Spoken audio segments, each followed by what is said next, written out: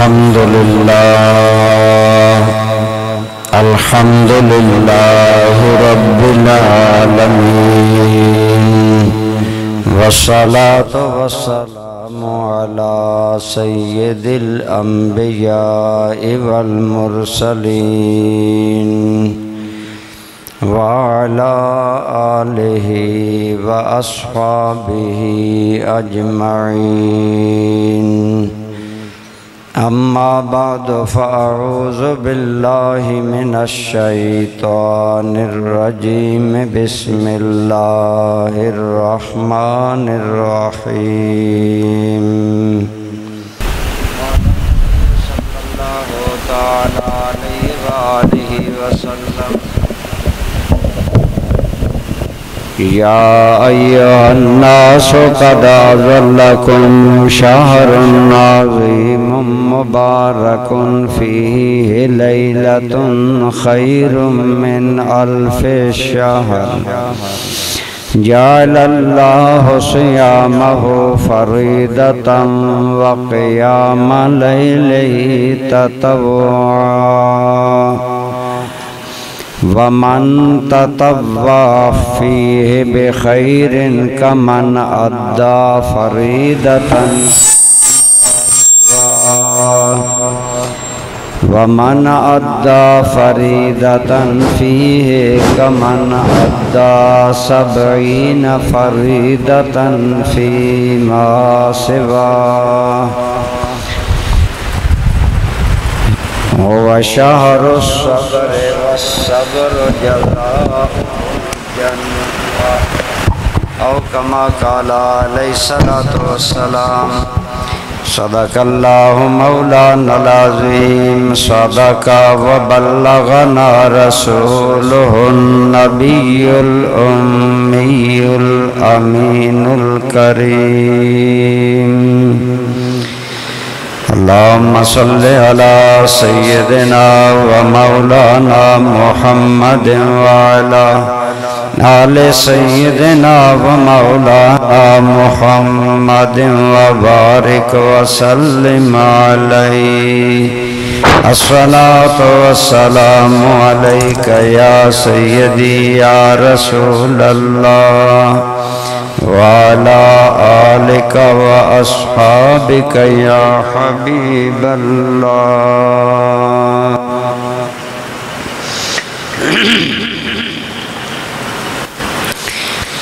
مبارک ہیں وہ انسان جن کی خاطر اس مہینہ میں مبارک ہیں وہ انسان جن کی خاطر اس مہینہ میں کلام اللہ لے کر دولت صلح و سلام آیا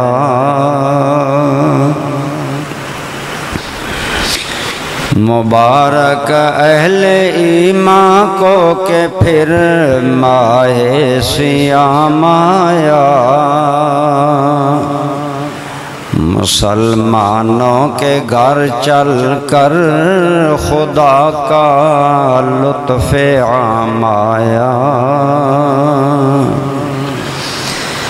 مسلمانوں وہ موتی رول لو جن کے لٹانے کو عرب کا اور عجم کا سرور عالی مقام آیا حمد و صلات کے بعد قابل برادران اسلام بزرگوں دوستوں عزیزوں الحمدللہ آج ماہ رمضان کا پہلا جمعہ ہے تمام اہل ایمان کو رمضان المبارک کی آمد پر مبارکباد پیش کرتا ہوں اللہ تعالیٰ کا بے حد و بے حساب شکر ہے کہ اس نے ہمیں ایک مرتبہ پھر زندگی میں ماہ رمضان نصیب فرمایا ماہ رمضان وہ مہینہ ہے جس کے اندر ارشاد ہے شہر رمضان الذی انزل فیہ القرآن، رمضان وہ مہینہ ہے جس کے اندر قرآن نازل کیا گیا۔ عام حالات میں ایک کپڑے کے اندر خوشبو نہیں ہوتی، لیکن اگر اس کپڑے کے اندر کچھ دیر پھول رکھے جائیں اور وہ پھول پھر کپڑے سے جدا بھی ہو جائیں تو کپڑے سے خوشبو آتی رہتی ہے۔ رمضان المبارک کا مہینہ، اس کے شب و روز وہ برکت والے ہیں جن کے اندر اللہ کریم نے اپنا کلام نازل فرمایا۔ کلام اللہ چونکہ اللہ کا کلام ہے، اور ہمارا اہل سنت کا عقیدہ ہے کہ کلام اللہ اللہ کا کلام قدیم ہے، مخلوق نہیں ہے۔ لہذا اس حوالے سے جب اللہ کا قدیم کلام جن دنوں اور راتوں اور وقتوں کے اندر آیا، اس ملنے کی وجہ سے اللہ تعالیٰ نے ان دنوں اور راتوں کو ایسی عظمت عطا فرمائی کہ یہ جب بھی کائنات میں پھر کر مہینہ واپس آتا ہے اس کی وہی خوشبوئیں پہلی کی طرح جمع ہوتی ہیں۔ ان خوشبوؤں کے اندر بہار، کمال، جوبن ہوتا ہے، ان کے اندر کوئی کمی نہیں آتی۔ رمضان المبارک جب بھی آتا ہے اپنی برکتیں لے کر آتا ہے، اپنی عظمتیں لے کر آتا ہے۔ وقت کا گزرنا اس کی برکتوں میں کوئی فرق نہیں ڈالتا، کیونکہ اس کے اندر کلام وہ آیا ہے جو مخلوق نہیں ہے۔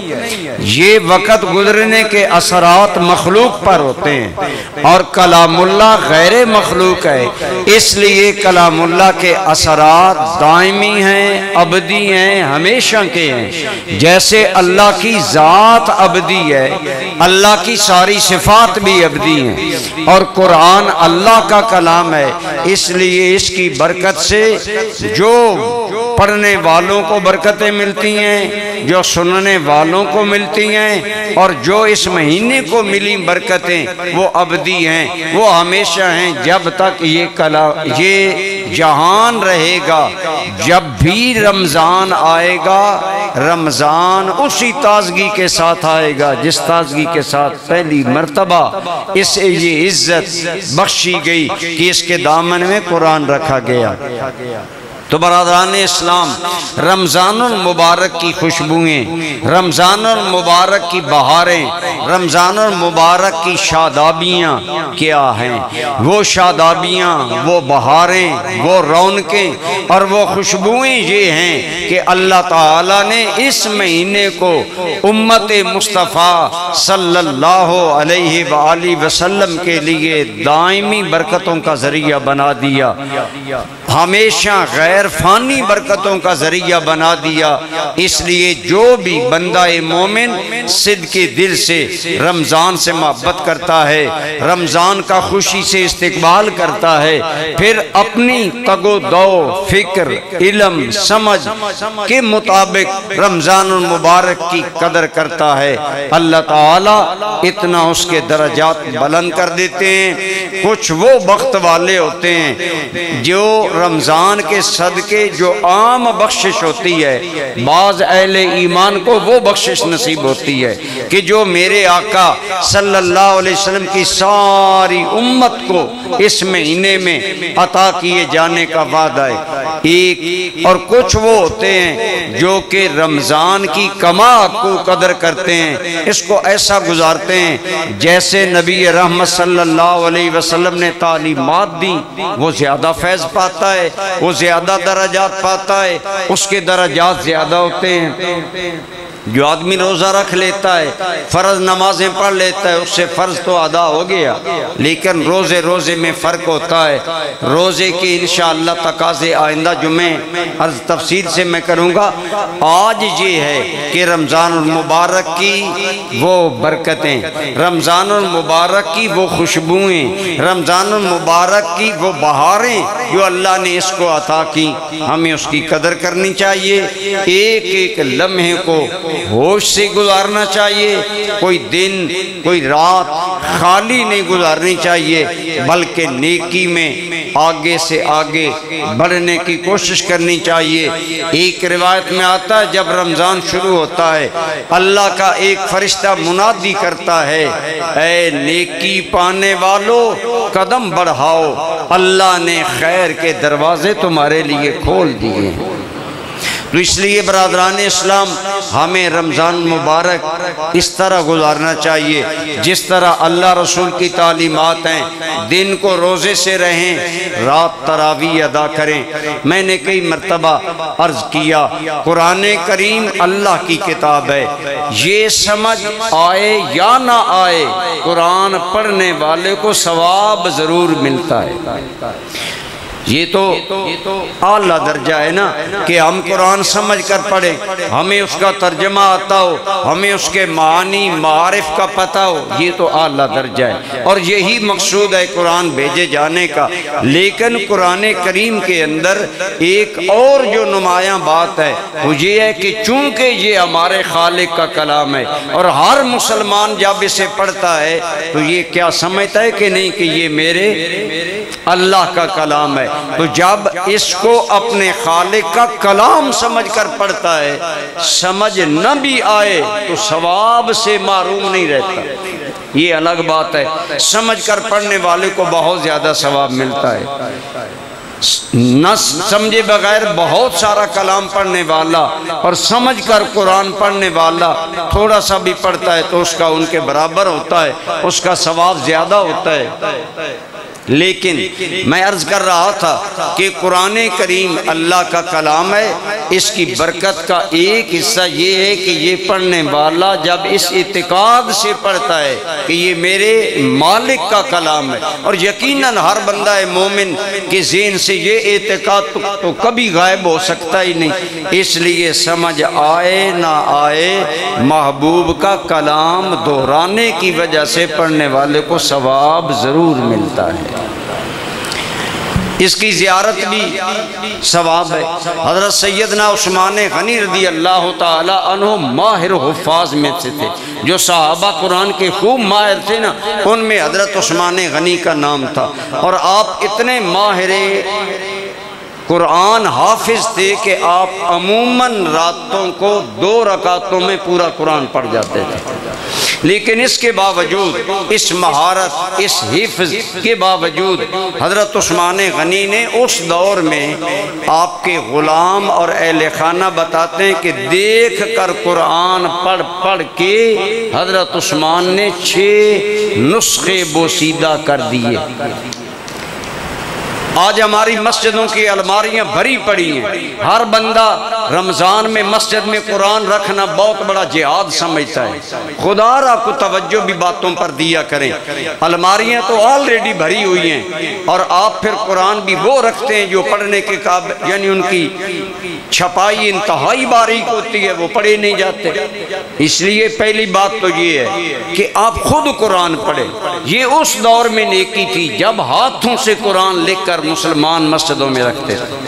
میں پیچھے جاؤں نا اگر اس نیکی پر، ہر بندہ آج کہتا ہے میں ماں باپ کے لیے قرآن مسجد میں رکھتا ہوں، مجھے انکار نہیں کہ اس کا ثواب ہے، لیکن اصل اس کی وجہ یہ ہے کہ شروع میں چھاپے خانے نہیں تھے، اور چھاپے خانے نہ ہونے کی وجہ سے مسلمان قرآن ہاتھ سے لکھتے، اور جو مسلمان قرآن سے پورا قرآن ہاتھ سے لکھتا، اب بتائیں اس کی سعادت تھی کہ نہیں؟ کتنی بڑی محنت، کتنی بڑی زندگی کی راتیں، دن، سال لگتے، پھر ایک قرآن کا نسخہ ایک مسلمان مکمل کرتا۔ یہ اس دور کی بات ہے کہ قرآن ہاتھ سے لکھا، پھر لکھ کر مسجد میں رکھا تاکہ اللہ کے گھر میں آنے والا آسانی پائے، مسجد میں بیٹھے تو پڑھ لے۔ آج تو چھاپا خانہ ہے، ہم 10 قرآن 20 قرآن لے کر رکھتے ہیں۔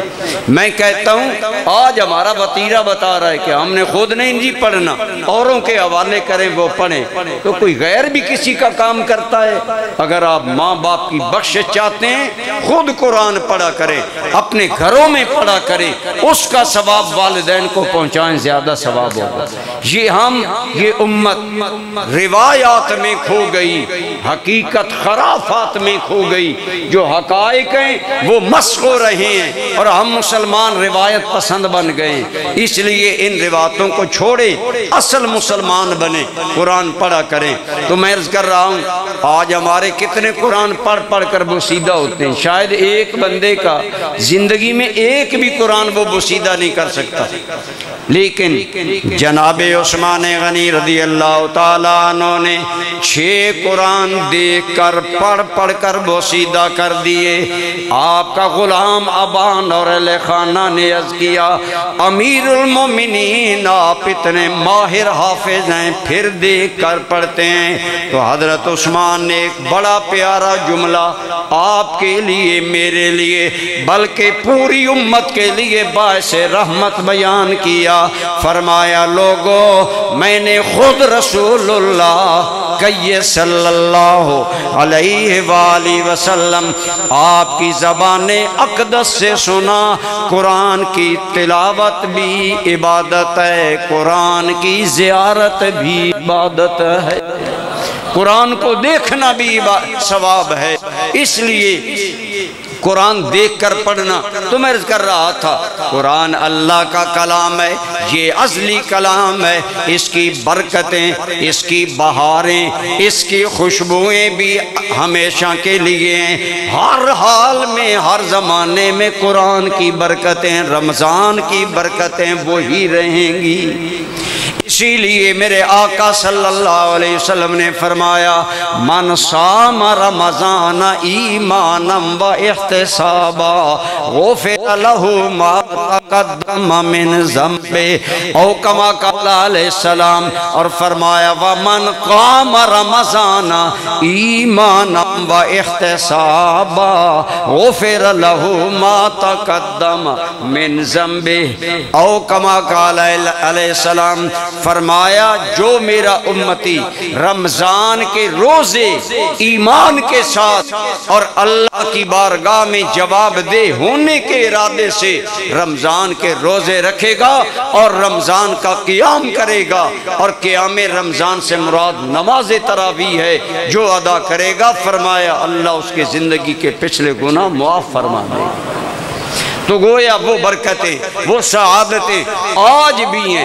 یہ نہیں کہ آج کا ماحول جی وہ مدینہ والا نہیں رہا، یقیناً مدینہ والا ماحول تو مدینہ والا ہے، سرکار کا عہد مبارک تو حضور کا عہد مبارک ہے، لیکن ہمارے لیے روزوں کے ثواب میں، قرآن کی تلاوت کے ثواب میں، قرآن کی زیارت کے ثواب میں، اور قرآن کریم نماز تراویح میں سننے کے ثواب میں کوئی رد و بدل، کوئی کمی نہیں ہے۔ آج بھی وہی کرم ہے اور وہی عنایات ہیں۔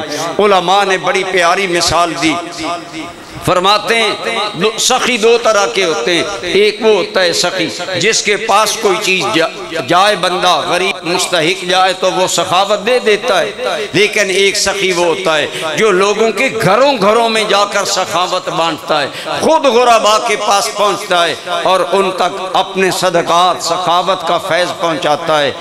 دوستان ذی قدر، اسی مثال میں علماء نے فرمایا اللہ کی برکتیں ویسے تو ہر لمحہ ہیں، لیکن فرماتے ہیں لوگوں رمضان وہ سخی ہے جسے اللہ نے مہینوں میں شامل کر دیا، اور جب رمضان کا چاند طلوع ہوتا ہے تو ساری کائنات پر رمضان ہوتا ہے۔ یہاں رمضان ہے تو مکہ شریف میں بھی ہے، مدینہ شریف میں بھی ہے، شرق و غرب میں ہے، تو گویا علماء فرماتے ہیں رمضان وہ سخی ہے جو گویا تیرے گھر آ کر تمہیں برکتیں عطا فرما رہا ہے، اپنی سخاوتیں دینے کے لیے جو تیرے گھر میں پہنچ چکا ہے۔ اب بھی ایک آدمی اگر نہیں لیتا، اسی لیے شاعر نے کہا مبارک اہل ایمان کو کہ پھر ماہ سیام آیا، مسلمانوں کے گھر چل کر خدا کا لطف عام آیا، مسلمانوں کے گھروں میں اللہ کا لطف و کرم، اللہ کی رحمتیں، اللہ کی مہربانیاں ایمان سے بتائیں۔ کیا یہ گھر آ کر سخاوت دینا نہیں کہ ہم سحری کھاتے ہیں؟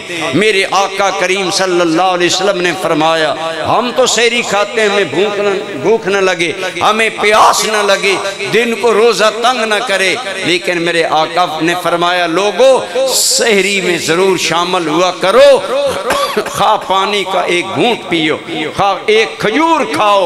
کیوں؟ ان اللہ و ملائکتہ یصلون علی المتسحرین،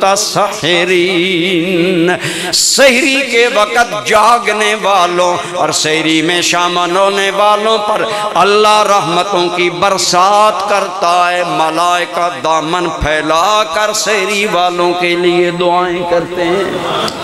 یہ وہ برکتیں ہیں جو ہمیں ہر حال میں مل رہی ہیں۔ اپنے گھر میں جاگے، ہاتھ منہ دھویا، سحری کی دعائیں ملائکہ کی مل رہی ہیں، اللہ کی رحمتوں کی برسات اتر رہی ہے۔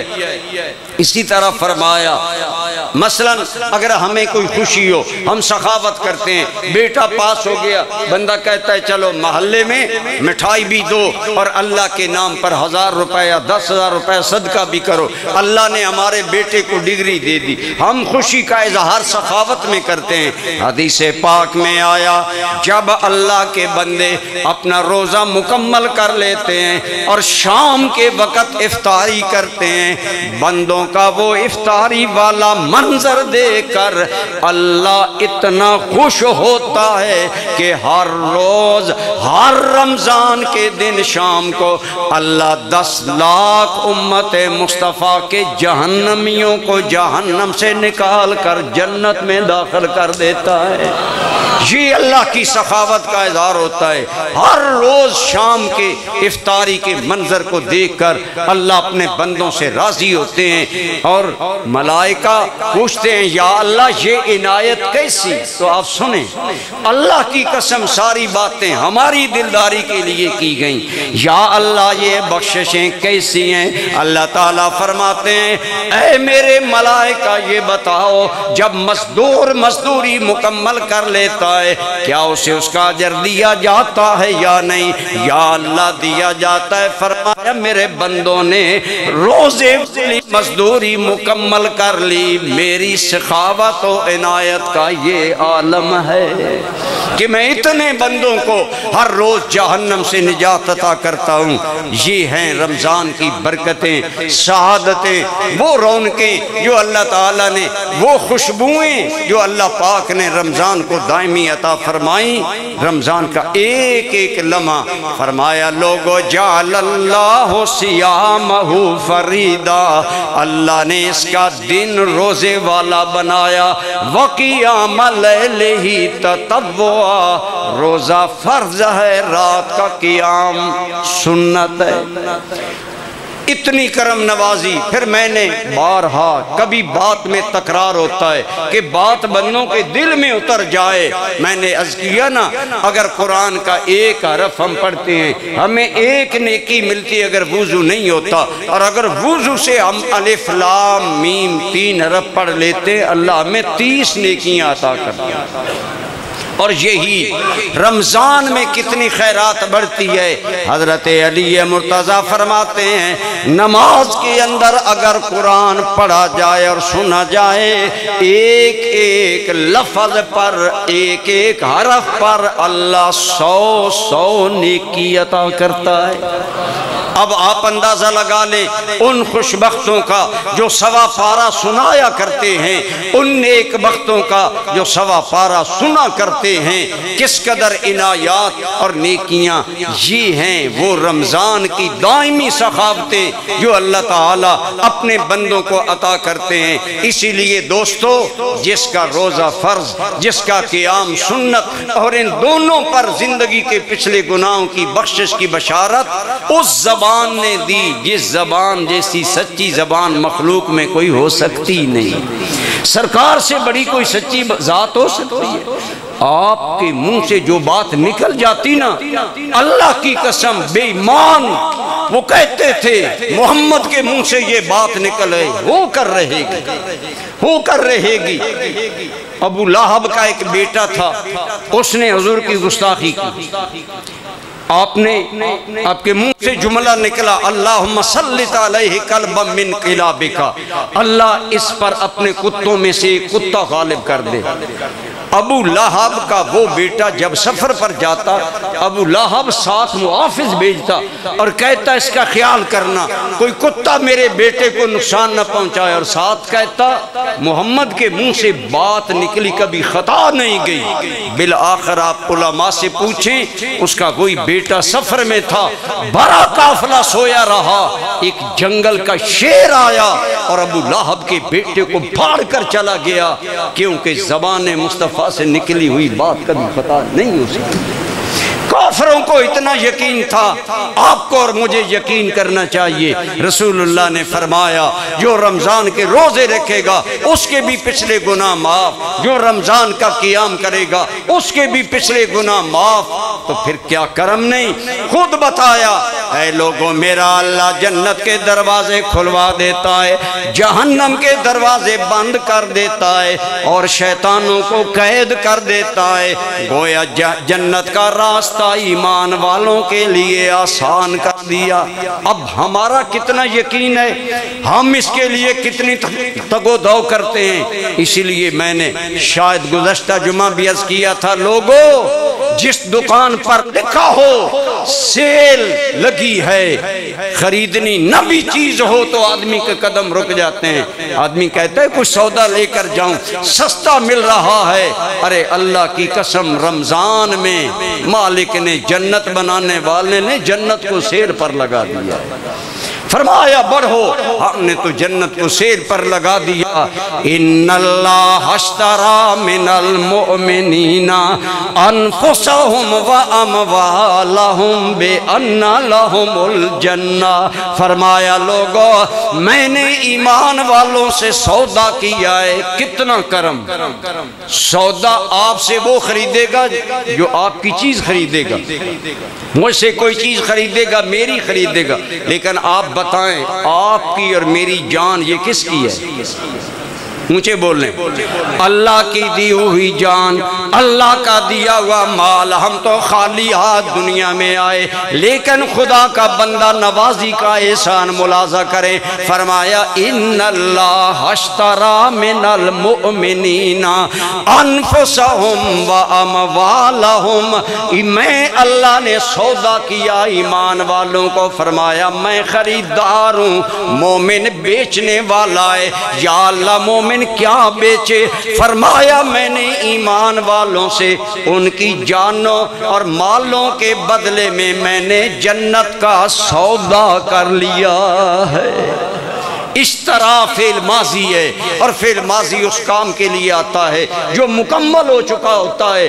گویا فرمایا ایمان والو مجھے عزت کی قسم ہم تو تم سے جنت کا سودا فائنل کر چکے ہیں، ہم نے تو کر دیا ہے سودا۔ ہے کوئی جو اپنی جان میرے نام پر پیش کرے، اپنا مال پیش کرے؟ روزے دار جب پیاس کی شدت میں گھلتا ہے، روزے دار جب بھوک کی پیاس میں بدن کم ہوتا ہے، کمزوری آتی ہے، معدے سے بدبو اٹھتی ہے، تو فرماتے ہیں میرے بندے غم نہ کر۔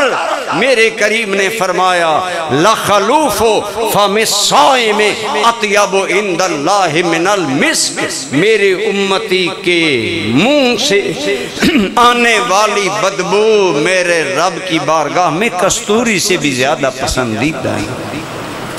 اللہ تو گویا کہتا ہے میں نے تو سودا کر دیا۔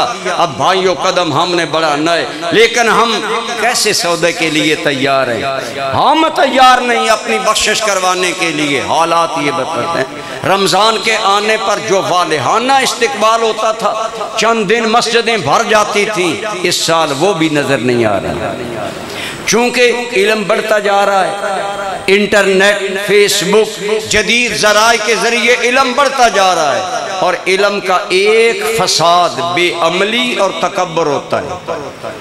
بدبخت لوگ علم حاصل کر کے عمل سے محروم ہو جاتے ہیں، بخت والوں کو عمل نصیب ہوتا ہے، علم بڑھتا جا رہا ہے، عمل کم ہوتا جا رہا ہے۔ نہ رمضان کا وہ استقبال ہوا، نہ رمضان کے لیے ہمارے چہروں پر وہ بشاشت استقبال کی نظر آئی، نہ وہ رونقیں، نہ وہ خوشیاں۔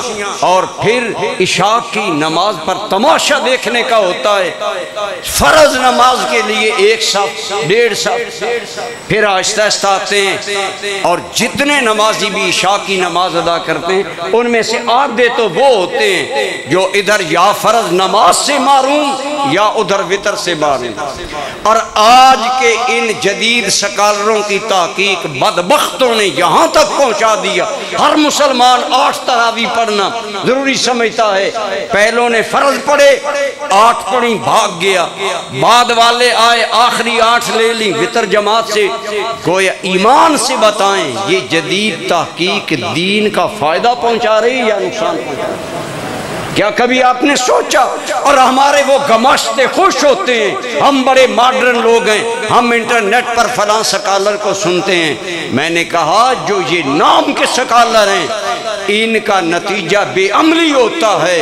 صحابہ سے لے کر اولیاء اللہ تک جو اہل اللہ ہوتے ہیں ان کے علم کا نتیجہ عمل ہوتا ہے، عمل کرتے ہیں، نفل پڑھتے ہیں۔ جب اہل اللہ خود نفل پڑھتے ہیں، جب اہل اللہ پڑھتے ہیں کہ ہمارے پیر و مرشد حضور غوث اعظم کا 40 سال کا قیام اللیل قضا نہیں ہوا، 40 سال۔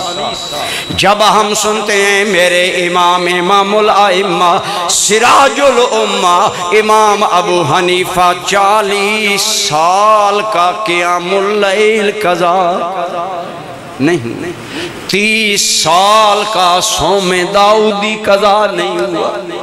وقت کا چیف جسٹس آپ کو غسل بھی دے رہا تھا، قاضی القضات رو بھی رہا تھا، رحمک اللہ یا ابا حنیفہ قمتا 40 لیلتن وسمت 30 سنتن صوما۔ او ابو حنیفہ اللہ تم پر رحم کرے، کون مائی کا لال تجھے مل سکے 40 سال قیام کیا تھا، 30 سال روزے رکھے۔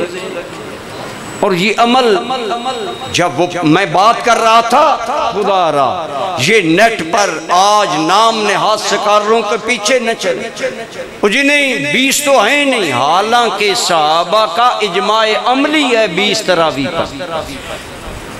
چاروں خلفائے راشدین کے دور میں 20 رکعتیں حرم میں پڑھی جاتی تھی، بیکی میں موجود ہے، طبرانی میں موجود ہے۔ ایک آدھ روایت وہ لے کر کہتے نہیں جی حضرت عمر کے دور میں 8 پڑھی جاتی تھی۔ جہاں 20 والی ہیں، جہاں 8 والی ہیں، سب کا تقابل کریں تو جمہور روایات یہ ہیں کہ عملاً مسجد نبوی اور حرم میں ہمیشہ سے 20 تراویح آ رہی ہیں اور پڑھی جاتی ہیں، لیکن آج لوگوں کو دین سے بدگمان کیا جا رہا ہے، علم کے نام پر، سرچ کے نام پر۔ یہ گمراہی سے بچیں۔ خدا را میں عرض کر رہا تھا اللہ تو بہاروں والا مہینہ لایا کہ خشک درختوں پر بھی پتے آئیں، کومپلیں آئیں، یہ بھی زندہ ہو جائیں۔ جب دنیاوی بہار آتی ہے تو سوکھے ہوئے درخت بھی ہرے ہو جاتے ہیں۔ ارے ایمان اور عمل کی بہار والا رمضان آیا، اگر تو تازہ ہو گیا تو اللہ کا شکر کر، سمجھ ابھی تیرے اندر ایمان والی زندگی موجود ہے۔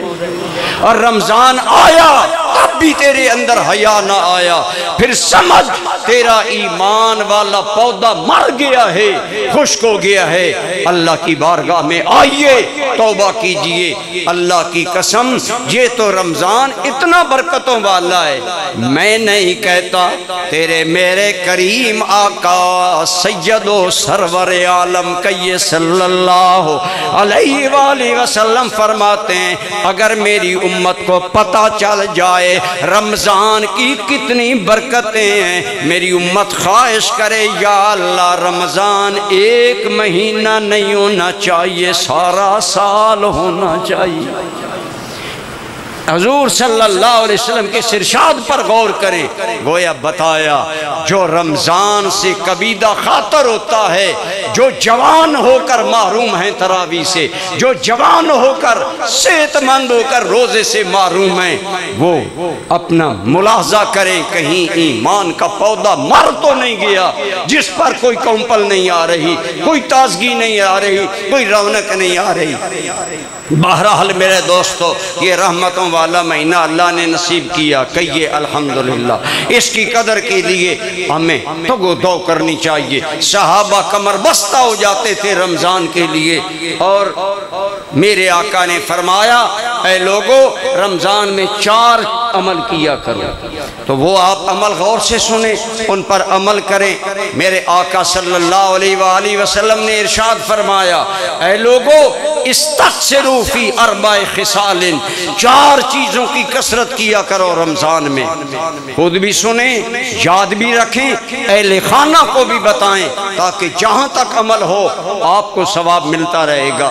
میں نے کئی مرتبہ عرض کیا، خدا را توجہ کیا کریں، میرے آقا کریم کی پیشگی دعا ہے، سرکار نے ایڈوانس دعا دی، فرمایا اللہ میری امت کے اس بندے کو سرسبز و شاداب رکھے جو میرا کوئی قول سنے، پھر اسے دل میں بٹھا لے، ثم اداہا، پھر اس کو آگے کسی کو سنا دے۔ یہ کام تو کرے گا، سبز گنبد کے مکین کی دعائیں تمہیں پیشگی نصیب ہے۔ اس لیے یاد رکھا کریں بات کو، کیا چیزیں 4 کرنے کا حکم دیا۔ میرے آقا صلی اللہ علیہ وسلم نے فرمایا 2 چیزوں کی کثرت کرو، ایک لا الہ الا اللہ، پڑھیے لا الہ الا اللہ، لا الہ الا اللہ۔ فرمایا رمضان میں اس کی کثرت کیا کرو، کیوں؟ یہی وہ کلمہ ہے جو پڑھ کر تو اور میں مسلمان ہوئے، اور یہی کلمہ اللہ کی قسم جنت کی قیمت ہے۔ فرمایا من کان آخر کلامہ لا الہ الا اللہ دخل الجنہ، جو بندہ دنیا سے جاتے جاتے یہ کلمہ پڑھ گیا اللہ اسے جنت میں داخل فرمائے گا۔ پہلی چیز فرمایا کلمہ طیبہ کی کثرت کرو، آگے میں عرض کرتا ہوں کیوں کثرت کریں۔ دوسری بات فرمایا استغفار کی کثرت کیا کرو، کثرت سے پڑھا کرو، استغفر اللہ، پڑھیے استغفر اللہ استغفر اللہ استغفر اللہ۔ فرمایا ان 2 چیزوں کی کثرت کیا کرو۔ علماء نے فرمایا رمضان میں آقا صلی اللہ علیہ وسلم نے ان 2 چیزوں کی کثرت کا کیوں حکم دیا؟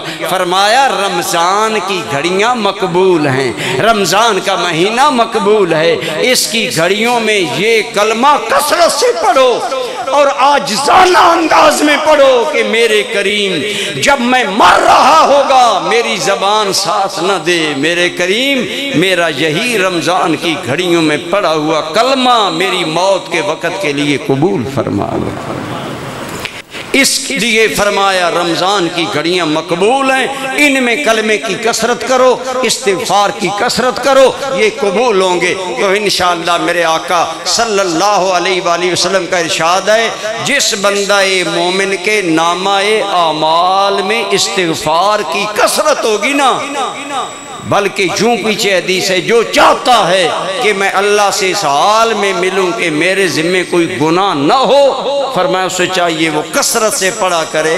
پڑھیے استغفر اللہ، استغفر اللہ کے کئی کلمات ہیں جو آتے ہیں پڑھ لیے کریں، استغفر اللہ ربی، استغفر اللہ ربی من کل ذنب واتوب الیہ۔